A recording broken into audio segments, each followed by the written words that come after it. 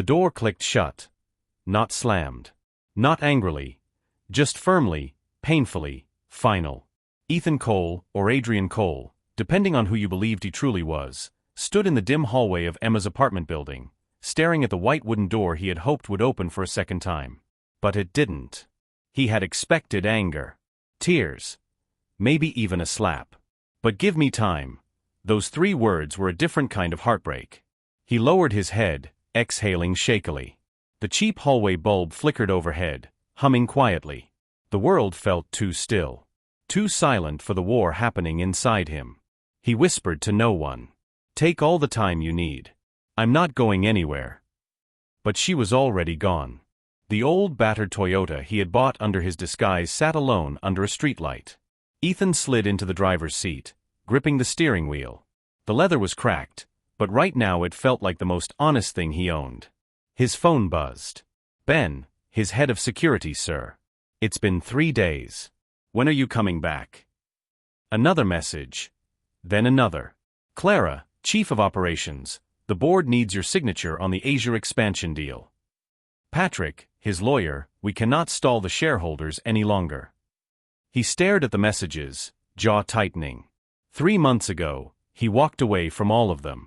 From everything. From a billion-dollar world built on deals, expectations, manipulation, and masks. And in those 3 months, he found Emma. Or maybe, he found himself through her. But now she knew the truth.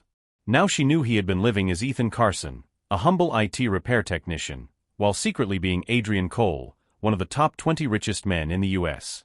He turned off the phone. Tonight, he wasn't a CEO. He wasn't a billionaire. He was just a man who had made a terrible mistake. A mistake he was still fighting to fix. Inside, Emma leaned against the closed door, breathing hard. She slid down to the floor, pressing a hand over her chest. She wasn't angry. She was hurt. The man she had come to trust. The man who laughed with her in the park, fixed her laptop for free, stayed late at the shop with her when she was lonely. The man who she believed was simple, grounded, humble. He wasn't simple at all. He was Adrian Cole, a man whose face she had seen on Forbes magazine covers. She whispered, "Why didn't you just tell me?" But she knew the answer. Because if he had told her, she wouldn't have believed the sincerity of anything else. Trust was a fragile thing. And now hers was cracked. Her phone buzzed. A message from her best friend, Sophie. "Girl, are you okay? Heard your voice message. Call me back." Emma didn't reply. Not yet. Tonight she needed to be alone with her thoughts. Ethan opened the door to his tiny disguise apartment. Old couch, flickering lamp, dishes in the sink. Nothing like the penthouse he truly owned. He sat on the edge of the bed. Stared at the floor. Silence wrapped around him, heavy as stone. He whispered, "You're a coward." He meant it. Not because of the disguise. But because of what came after. Because he had fallen in love with her and still didn't tell her the truth until he was caught. He pulled out the photo he kept hidden in a drawer, a simple picture of Emma laughing at something silly he said at the park. He had taken it without her knowing, because the moment was too pure to lose. He held the photo gently. "I'll earn your trust back," he whispered. "No matter how long it takes." His phone buzzed again, this time aggressively. He checked it. "Clara, Adrian, if you do not return by Friday, the board will vote to remove you as CEO. Patrick, they're serious. There is a takeover attempt coming from inside the company." Ethan inhaled slowly.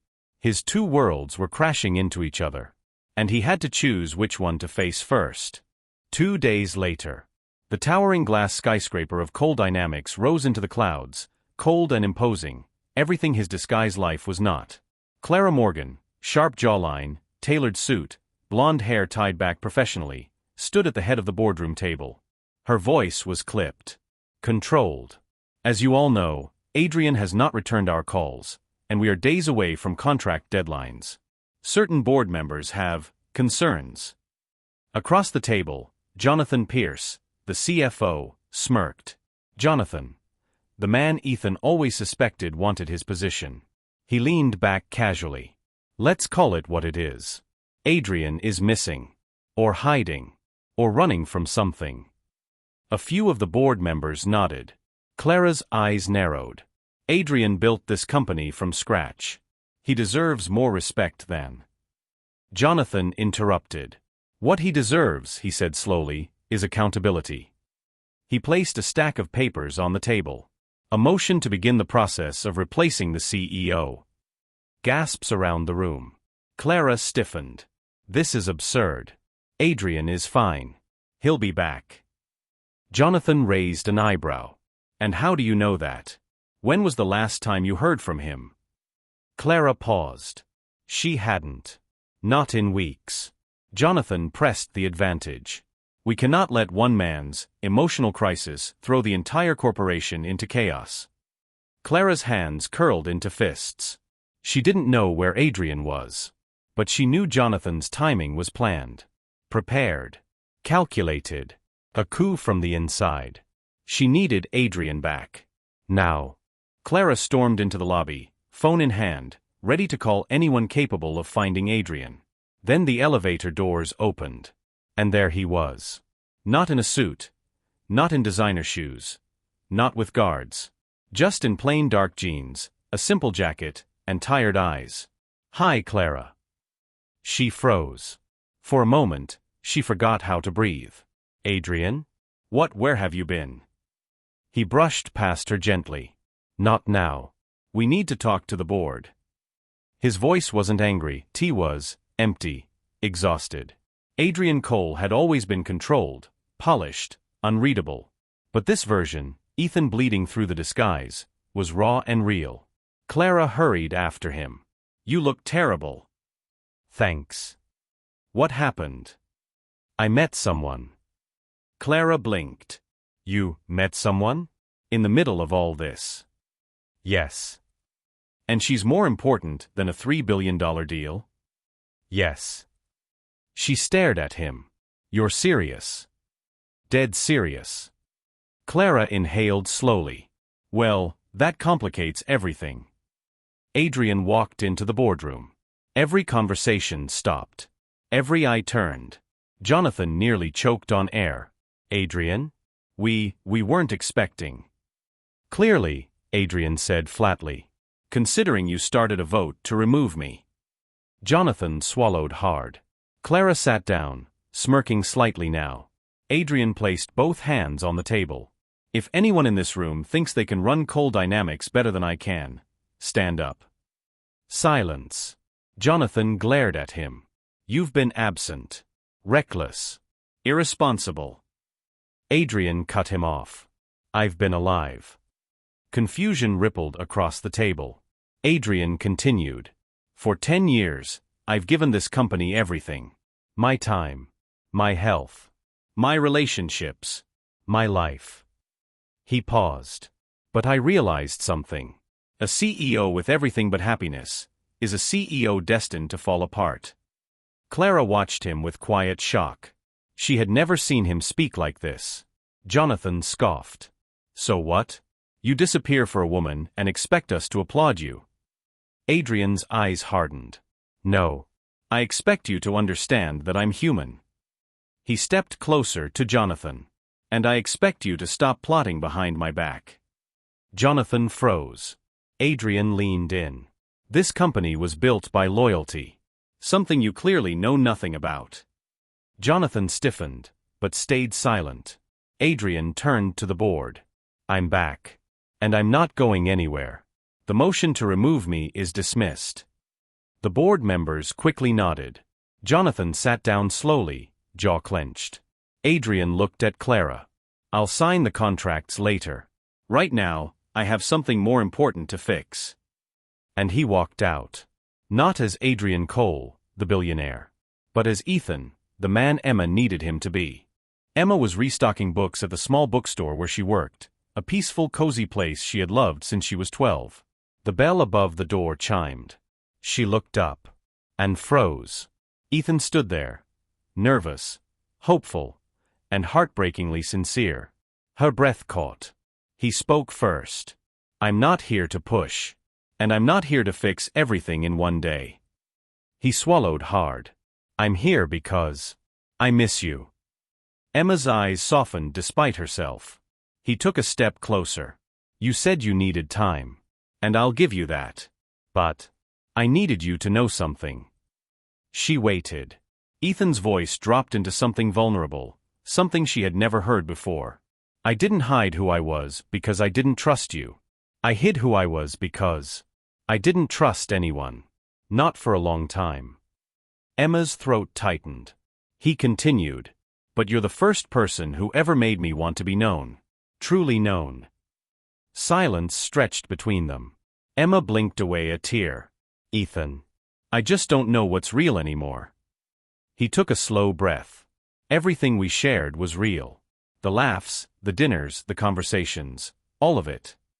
He stepped back, giving her space. I'm not asking you to forgive me today. I'm asking you, he paused, to let me try. Emma closed her eyes.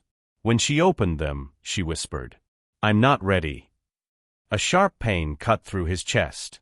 But he nodded. I understand. She wasn't done. But I'm not letting you go either. Ethan lifted his head slowly. Their eyes met. Her voice was soft. Give me a little more time, and don't disappear again. He exhaled, relief flooding him. Never again. He turned to leave. But before he reached the door, she spoke again. Ethan. He looked back. You can call me tonight. A small, hopeful smile touched his lips. I will. The bell chimed as he stepped outside. He felt light for the first time in weeks. Across the street, a black car idled. Inside, Jonathan Pierce lowered his sunglasses and watched Ethan walk away. A slow, dangerous smile crept across his face. So that's your weakness, he whispered. He pulled out his phone. Time to strike where it hurts. Jonathan Pierce watched Ethan leave the bookstore, his expression cold and calculating. The leather seats creaked softly as he leaned back, tapping his fingers against the steering wheel. He had waited years for Adrian to slip. And now?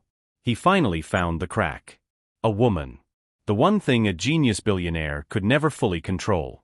He smirked. Adrian Cole, for all your brilliance, you're still just a man. He pulled out his phone and dialed. The person on the other end answered instantly. Unknown voice, is it time? Jonathan stared across the street at Emma through the bookstore window. It's time. The bookstore closed at 8 p.m., and Emma stepped out into the cool night, pulling her light jacket tighter around her. She had spent the rest of her shift replaying Ethan's words in her mind. His nervousness. His sincerity. The way his voice cracked when he said he missed her. She believed him. Maybe too much. But trust wasn't built in a day, and it sure wasn't rebuilt in one either. Her phone buzzed. A text from Sophie. Still want to talk? I'm free tonight. Emma typed back. Maybe tomorrow. Just need some quiet tonight. She started walking toward the bus stop. A black car passed slowly behind her. She didn't notice. For the first time in months, Ethan stepped into his real home, the sprawling glass and marble penthouse that overlooked the city. He didn't belong here anymore. Not completely. It felt foreign. Too polished. Too cold. Too empty of the one person who made small spaces feel warm. He dropped his keys on the counter and pulled out his phone. A message from Clara. We need to talk. Urgent. Jonathan requested a private audit of your absence. Be careful. Ethan frowned. Jonathan was making moves faster than expected. Then another message appeared. From Emma. Just one line. I'm home. Ethan's heart softened. He typed back. Can I call you later? 3 dots appeared. Then vanished. Then appeared again. Finally. Yes. Clara had poured herself a glass of wine but hadn't touched it. She paced across her living room, her sharp mind running through every financial threat Jonathan could use. She was irritated. Not at Adrian, she had known for years he overworked himself, but at Jonathan's ambition. He smells blood, she muttered. And he's going for the kill. Her phone lit up. Ethan, I'm coming over. Clara blinked. Coming over? He never showed up at anyone's home without a reason. She texted back. Doors open. Ethan stepped into her apartment. Clara raised an eyebrow. You look better. Still tired. But better. He nodded slightly. Emma? Did she? She didn't forgive me, Ethan said. But she didn't shut me out either. Clara allowed herself a small smile. That was the closest thing to good news she'd heard all week. Okay, she said, but we have a bigger problem. Jonathan. Yes. He's trying to form alliances inside the board. Ethan sat down, rubbing a hand over his face. He won't stop. Not until he takes something from me. Clara hesitated, then asked quietly. Why now, Adrian? Why disappear? Why her? Ethan looked at her, not as the CEO, not as the billionaire, but as a man who was finally admitting his truth. Because she made me feel human again. Clara blinked, caught off guard by the rawness in his voice. She made me laugh. She made me think.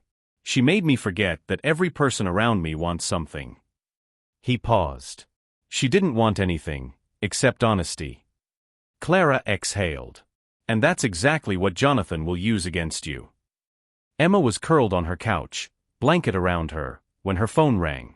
Ethan. Her heart did a strange and familiar flip. She answered softly. Hey. Ethan's voice was warm through the phone. Hi.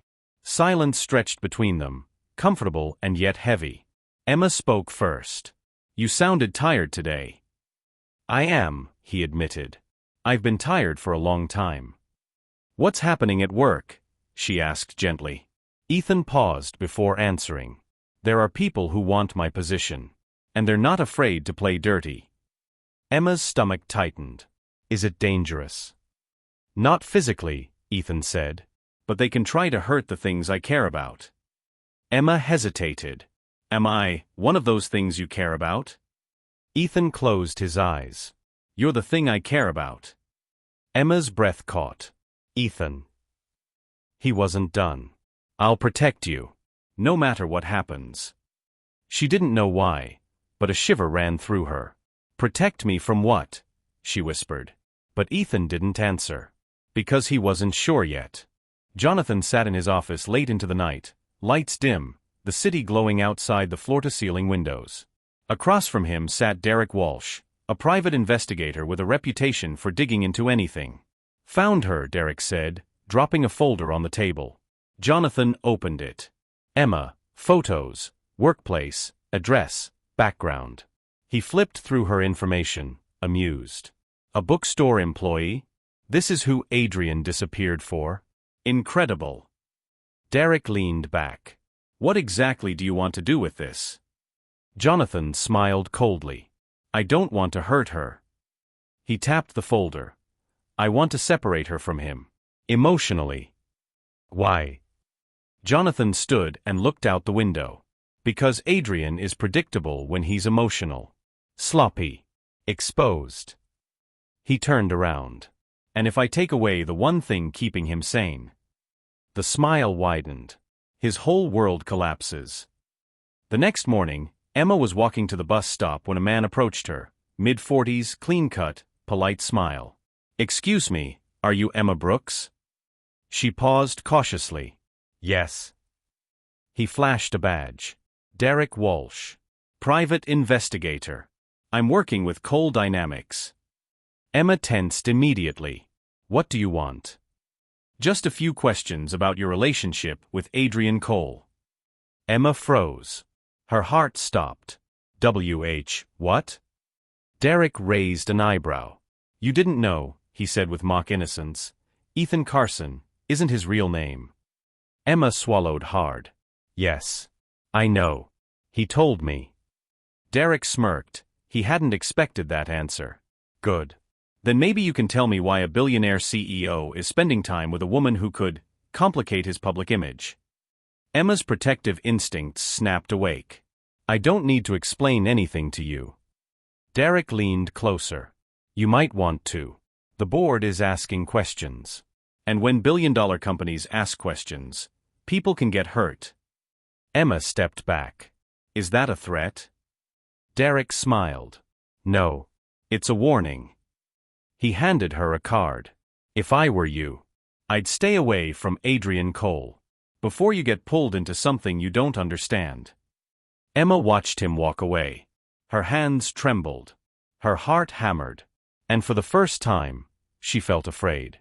Her voice shook over the phone. "Ethan, someone came to see me." Ethan sat up sharply. "Who?"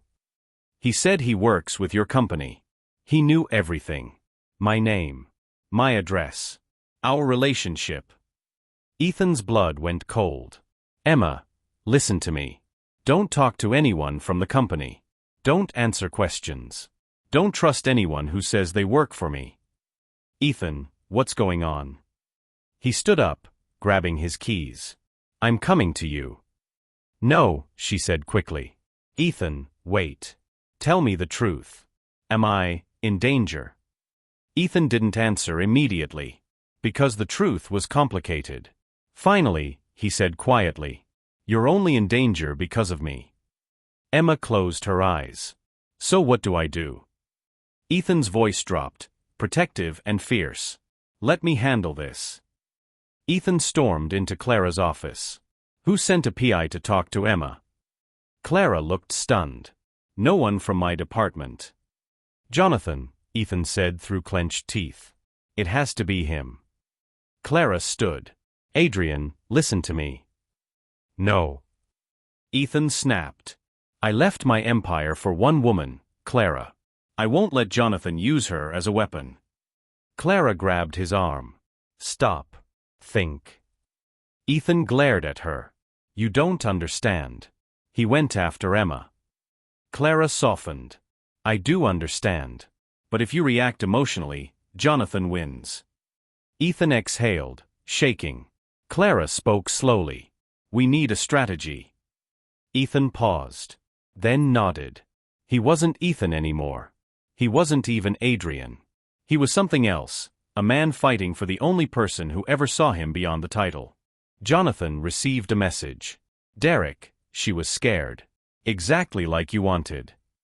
Jonathan smirked. "Good. Time for phase 2. He typed, "I want proof. Something that will make Adrian panic." Derek replied, "Working on it." Jonathan leaned back. "I told you, Adrian," he whispered. "No one can save everything at once." Emma sat at her small kitchen table, hands trembling slightly as she held her cup of tea. The window was open, letting in a soft, chilly breeze. Her mind replayed everything: Ethan's confession, Jonathan's threat unknown to her, Adrian's truth she still wasn't ready to accept fully. Her heart was torn between love and betrayal. She whispered to herself, "Can I trust him? Or was everything just a billionaire's illusion?" Outside, on the quiet street, a black car was parked. Jonathan Pierce sat inside, watching Emma's window with unsettling calm. He wasn't just waiting. He was planning. Back in his penthouse, Adrian Cole paced back and forth in the dim living room, the city lights flickering behind him like restless stars. His assistant, Mark Reynolds, walked in. "Sir, the board is asking if you'll be attending tomorrow's emergency meeting. They're getting nervous." Adrian didn't look up. "I don't care about the board right now." Mark froze. This was the first time Adrian had ever said something like that. "Is this about her?" Adrian rubbed his face, exhausted. "She doesn't trust me, Mark. And I can't blame her. I lied to her the first moment we met." He stopped pacing. "I'm done hiding. I'm going to tell her everything. This time, the whole story." Mark nodded slowly. "Then I guess tomorrow will change everything." Adrian stared out at the city. "Yes. One way or another." Jonathan received a text on his second phone. "It's ready." He smirked. "Perfect. Let's end Adrian Cole's fairy tale."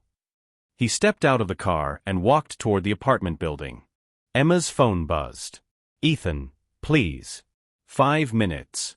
I'm outside." Her heart dropped. She stood in front of the door, hand on the knob, frozen. Part of her wanted to shut everything out.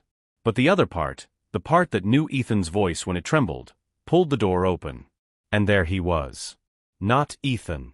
Not the poor bookstore helper. But Adrian Cole in a simple hoodie, looking heartbreakingly human. He didn't step inside, he didn't smile, he just looked at her like she was the one thing keeping him breathing. "Emma," he whispered, voice cracking. I just need 5 minutes. Please. She swallowed. 5 minutes, she said quietly. That's it. They sat across from each other. Her living room small. His truth heavy. Adrian took a deep breath. I became Ethan because I didn't trust anyone around me, he began. Everyone I met wanted something. Money. Power. Opportunity. Fame. He locked eyes with her. But you looked at me like I was invisible. Like I wasn't worth anything more than the next stranger. Emma felt her throat tighten. I needed that, Adrian continued softly. I needed to know if someone could care about the man, not the billionaire. His voice broke. And I never meant to drag you into my world or my mess. You were the only real thing in my life. Emma looked down at her lap.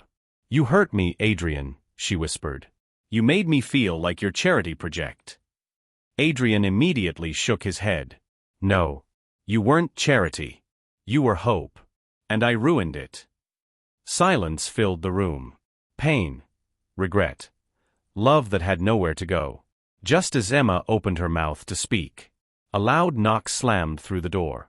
Emma jerked up. Adrian's jaw clenched. He knew that knock. Jonathan. Emma opened the door slowly. Jonathan stood there in a black coat, smiling politely. Good evening, Emma. Sorry to interrupt. Adrian stepped behind her. Jonathan. What are you doing here? Jonathan shrugged. You left some business unfinished, Adrian. And I'm here to tie it up. Emma frowned. What business? Jonathan looked at her, eyes cold. Adrian didn't tell you everything. Adrian stepped forward quickly. Jonathan, that's enough. Jonathan ignored him. Did he tell you he didn't just pretend to be poor? He used that disguise to test people. Employees. Investors. Women. Jonathan glanced at Emma deliberately. Especially women. Emma froze. Adrian's entire body tensed. That's not true, Adrian said sharply. Emma, he's twisting. Jonathan cut him off with a smirk. And did he tell you his father left the company to me? Not him. But Adrian stole it. Just like he stole people's trust. Emma looked between them, heart racing. Adrian, is any of that true?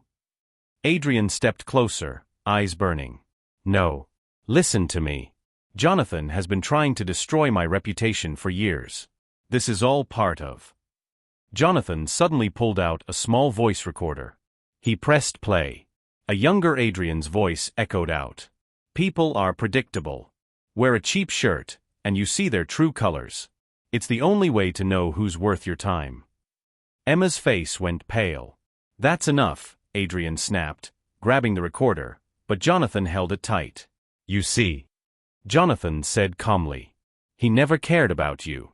You were another experiment. Emma backed away, breath shaking. I need you both to leave. Adrian's heart shattered. Emma. Leave, she cried out. Jonathan smiled triumphantly. Adrian stepped out the door, devastated. Jonathan followed, whispering as he passed Emma. You deserve better than a liar. He closed the door behind him. Adrian walked down the hallway, barely breathing. Jonathan followed behind, satisfied. You really thought you could hide your mess forever? Jonathan taunted. Adrian stopped walking. You think you've won?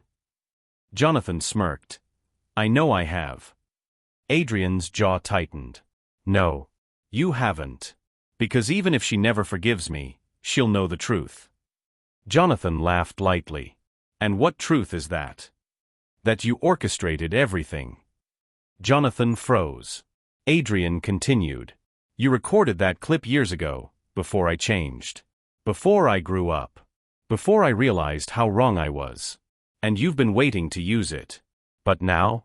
I'm done letting you ruin people's lives because you're bitter about losing the company. Jonathan lunged, grabbing Adrian by the collar. You stole my legacy. Adrian didn't even raise his hands. You destroyed your own legacy long before I took over. They stared at each other like two storms colliding. Emma sat on the floor in her living room, tears in her hands. She wanted to believe Adrian. She wanted to forget everything Jonathan said. But that recording. Her phone buzzed. A message from Mark Reynolds. Emma. I know what happened. Please meet me at the cafe on 9th Street. You need to know the truth. Emma hesitated, then grabbed her coat. Emma arrived at the cafe, spotting Mark at a corner table with a folder in front of him. He looked serious. Emma, everything Jonathan told you was a lie. He opened the folder. Inside were documents, emails, audio files. Mark explained. Jonathan manipulated that recording. He cut pieces from different conversations. Adrian changed years ago. Adrian took over the company because Jonathan was stealing funds. Emma's eyes widened. And this, Mark said, sliding over a sheet, is Jonathan's plan to blackmail Adrian. He wanted Adrian removed so he could take control again. Emma felt her breath leave her chest. What have I done? Mark placed a gentle hand on hers. You still have time to fix it. But Jonathan won't stop. And Adrian, he's breaking. Emma stood abruptly. I have to find him.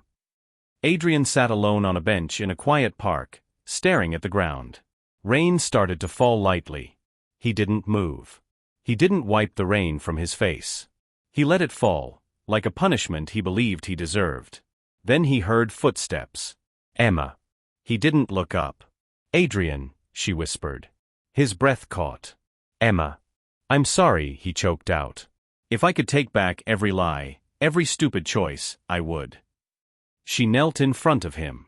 Look at me. He did. Her eyes were soft again. I know the truth now. Mark told me everything. Jonathan manipulated all of it. Adrian shook his head, tears mixing with the rain. You still deserve better than someone who lied to you. Emma touched his cheek. I deserve someone who chooses me even when it's difficult. You chose me. You came clean. You fought for me. That's what matters. Adrian swallowed hard. You forgive me? Emma smiled through tears. I forgive you. He wrapped his arms around her, burying his face in her shoulder as the rain fell harder. For the first time in months, he felt free. Jonathan stormed into the coal industries boardroom the next morning. I demand Adrian be removed immediately, he barked. Board members looked uncomfortable. Just then, the doors opened. Adrian walked in, Emma by his side, Mark behind them carrying a thick binder. Adrian placed the binder on the table. Inside are documents proving Jonathan embezzled company funds, manipulated recordings, and blackmailed employees. Jonathan paled. That's a lie. Emma stepped forward. No. You lied.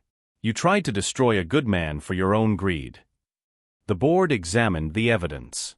Within minutes, the decision was unanimous. Jonathan Pierce was removed permanently. Security escorted him out as he screamed in rage. Adrian didn't look at him. He held Emma's hand instead. Emma moved into Adrian's penthouse. Not because of the luxury, but because they were finally healing together. She returned to college. He cut his work hours to spend more time living like a human again. On a quiet Saturday morning, Adrian stood behind her on the balcony, arms around her waist. Emma, he whispered, thank you for saving me from myself. She leaned back against him. And thank you for showing me what real love looks like. A year later, the bookstore closing time. Emma locked the door, turned around, and found Adrian standing there in simple clothes, holding a small box. Her heart leaped. He smiled softly. I met you here, as Ethan. And I want to ask you something here, as Adrian. He dropped to one knee. Emma Brooks, will you marry me? Emma covered her mouth as tears streamed down. Yes, she whispered. 1,000 times yes. He rose, kissed her deeply, and the city lights glowed behind them like a blessing. Their love, born from lies, tested by shadows, rebuilt with truth, finally stood in the light. Thank you for watching. Like, subscribe and hit the notification button.